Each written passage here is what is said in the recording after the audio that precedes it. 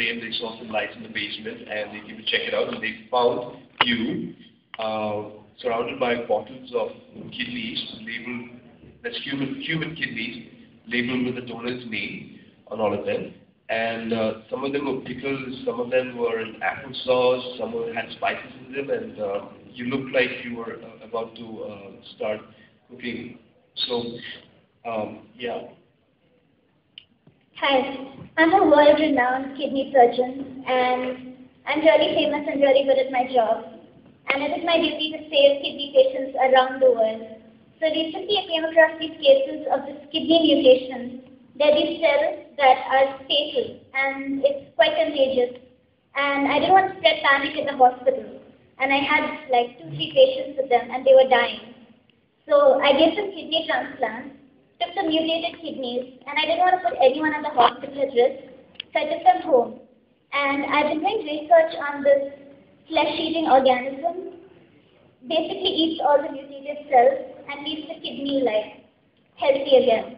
So it's really hard to test with these flesh-eating organisms, and in my research I realized that they're a lot like dogs in their taste sense. And so I took my pet dog and I started trying to feed it the kidneys to see how it would react and how it would eat up the mutated cells and leave the kidney unharmed. And my dog, doesn't like bland stuff, so to encourage it, I had to salt it, I had to pickle it, I had to put a little ketchup. And at the same time, I happened to be cooking dinner in my kitchen while I was preparing this for my dog.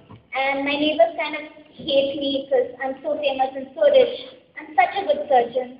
They just call the cops on me.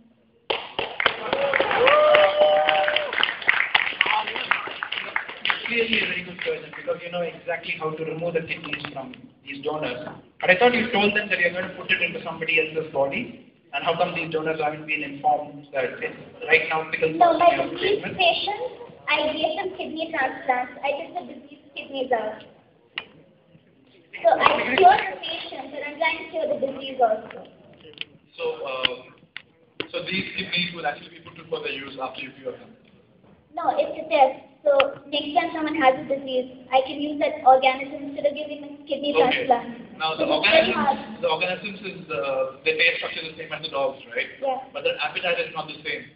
So what if the dog actually eats something entire kidney? So what good or what bad do you have left? Yeah, so I'm cutting it out in pieces and I'm making sure he eats only bits of it. How do you make sure of that? It's a very complicated scientific experiment process. I can control my dog. He's quite trained.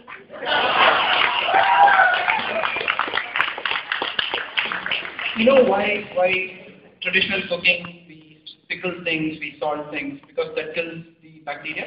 Yeah. So if that's what you're doing, your flesh-eating bacteria is probably dead by now. So I don't No, think it's there's a lot more virile. I'm sure diseases don't just die if you pickle them.